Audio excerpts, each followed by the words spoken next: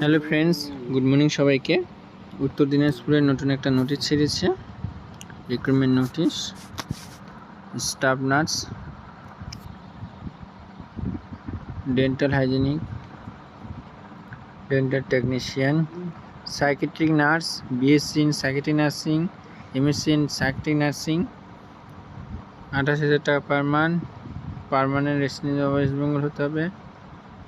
Psychiatric social worker, audiologist, municipality, peer support, staff nurse under HCP thalassemia control program।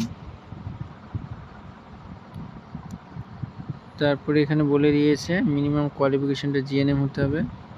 তারপরে experience থ্যালাসেমিয়ার experience থাকতে লাগবে 25,000 টাকা per month.